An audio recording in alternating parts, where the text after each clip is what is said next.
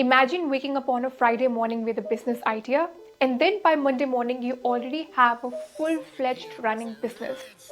Sounds impossible, but this is what Million Dollar Weekend by Noah Kagan is about. I just finished my audiobook and I'm excited to order my first copy, but I thought why not I share a book review in this video. This book has truly opened up my eyes about a few things that I would love to share, because oftentimes when it comes to starting a business, we get overwhelmed, we start overthinking, but this book really simplifies some complex things that we have in our mind. For those who don't know me, hi, I'm Priya, and I make videos about starting a business, entrepreneurship, building wealth, and life in general. So if you're interested, then click on that button, subscribe button over there. It's absolutely free. The first chapter is about the genesis of an idea. Basically, how can you come up with a business idea? He basically talks about how important it is to have a simple idea.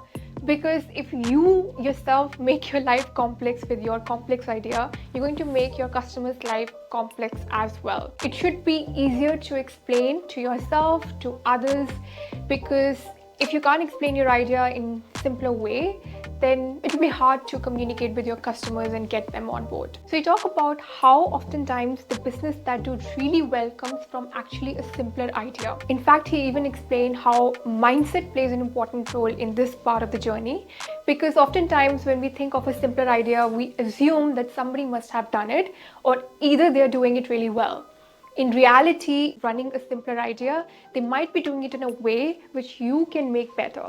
So it's very important to cope with your mindset and go with a simpler idea, but try to find out if there is a market requirement and whether your customers are still satisfied or unsatisfied with what exists currently in the market. So he talked about idea validation. Now it's important to validate your idea because it could be a simpler idea but still in demand and still something that the world needs.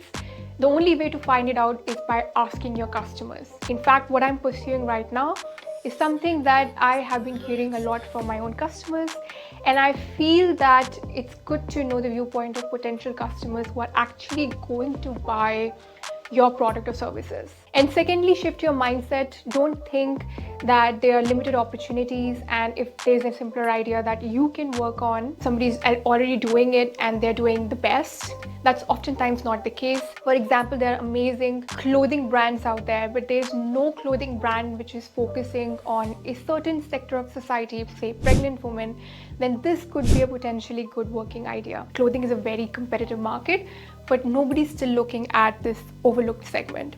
So a simpler idea can still be potentially a big idea, but you need to validate it by finding customers' viewpoints. The next chapter is the power of community and networking. Like, I can't emphasize how important it is to have a community or network, because not only that community will help you through their feedback, but through networking, you can potentially meet mentors who can help you and guide you with their own experience. For example, if somebody's at level 10 and you want to be there and you're still at level 1 with regards to your career progression, by meeting this individual, you can grab some information and some valuable insights that can help you to climb up the levels and reach where they are. And although exact information from their end would not help, but you can still tweak it based on the current environment, etc.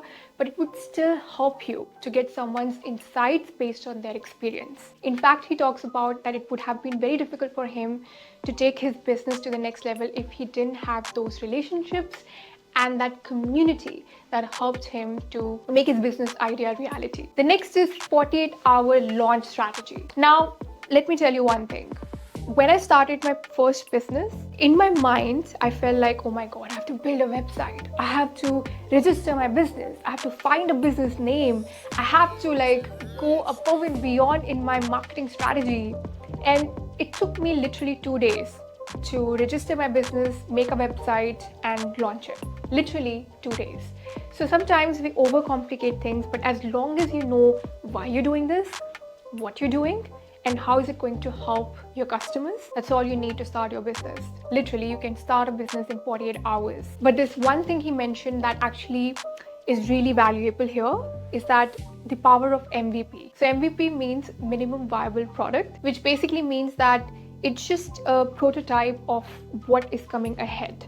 So I don't know if you can do that in service-based business, but this is more relevant to tech-based business and even product-based business. If you, instead of building the product from scratch, because it takes time, just create a prototype and release it for people or customers' feedback, and then tweak it based on their feedback, then that is called minimum viable product.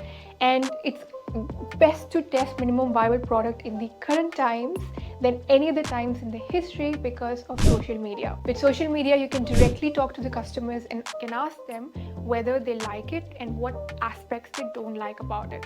This is why we can see clearly that there are more tech companies emerging since the emergence of social media, because it's easier now to get a customer's feedback than it was in the past. The next chapter is actually the most important chapters of all chapters. It is about overcoming obstacles and facing failures and rejections. So this is really important, and if you have seen my previous videos, I talk about it a lot.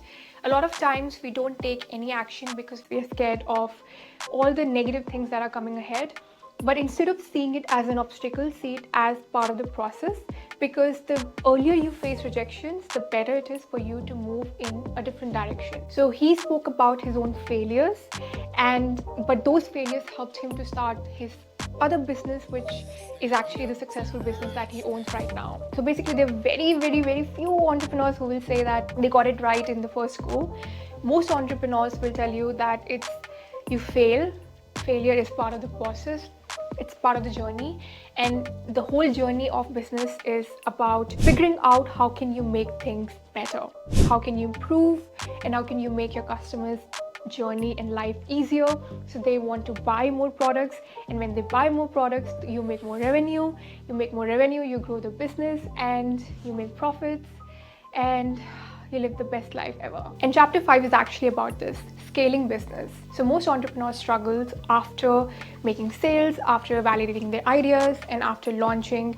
They face the struggle of how can they scale their business. And one thing that he spoke about, which most people don't talk about, is that instead of focusing just on your competitors as to what they are doing, focus on what your customers need. Are you fulfilling their requirements, their needs?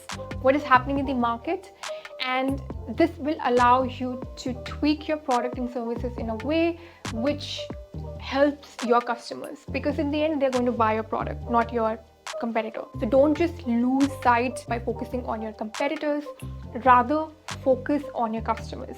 If you're fulfilling their needs, if you're providing quality services or customer care, and if you are taking care of their needs in a better way than anybody in the market, then you are going to win regardless. So honestly, I learned a lot from his book, because it helped me to understand that it can be a very simpler idea and you can still make it better and improve and scale your business as long as you don't give up, as long as you just keep thriving for it, and as long as you have a positive attitude. Because a lot of times people give up because they face one small obstacle, and it's about just not giving up and just going for it.